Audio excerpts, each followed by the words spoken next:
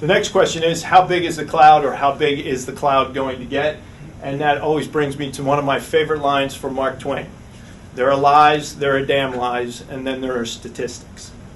And so what I did was I did some research on some of the most popular folks that do research on where technology is going, just to get an idea of what they think the cloud is going to be like. So I went back to 2009 and 2010 to pull some numbers to get an idea.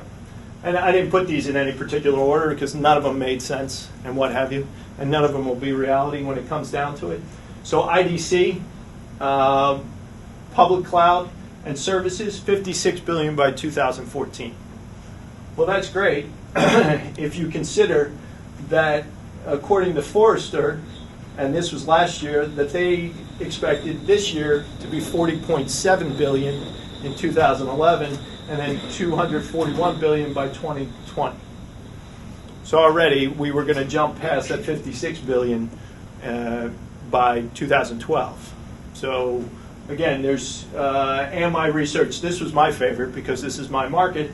SMB cloud spending alone will reach $100 billion by 2014. I'm hoping to capture 10% of that market. So. And then this is my favorite. Gartner estimates 2011 worldwide IT spending will reach $3.67 trillion. So again, as you can see, cloud is still a small piece. As part of that Gartner one, I didn't put it down here, but they say in 2011, $31 billion will be spent on operating systems alone. So that's Windows, Linux, Unix, any operating system. $31 billion will be spent on it. So if you can go to something that just requires a browser, no really need for an operating system to a certain extent. The U.S. government is getting into the cloud, which always scares me. So they estimate $2.5 billion. This was something the Obama administration has started pushing out.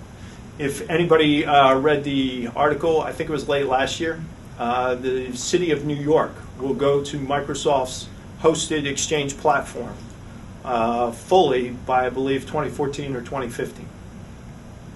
So they will be on hosted Exchange within the next 3 to 4 years. The city of LA will be on Gmail, possibly, in the next 2 years. But they're having implementation problems because people are fighting back on how Gmail handles email. They don't like it. So that's one of the things, is that users have a particular way of doing things, so you will get pushback.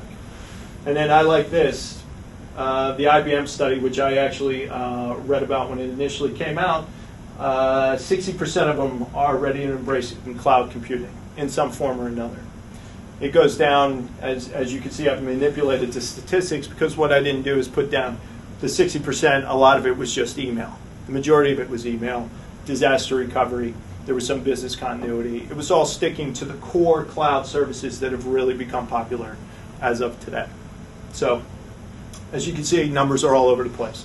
People can't predict where this is going to go. I can't. We knew cloud services were coming. We knew people were going to embrace them, but in January of 2010, we had 6 clients call us within 2 weeks of New Year's Day saying, I want my email out of my environment. I want it in a hosted environment. So by the first quarter, we had 6 clients who basically dropped their Exchange server and put them on Microsoft's hosted platform. So you really can't tell because it all depends on how fast something matures and how fast it becomes acceptable. And now I think small businesses have found the cloud acceptable, and I have a feeling it'll ramp up pretty quickly. And like I said, if I can capture 10% of that $100 billion small business market, we'll be pretty good.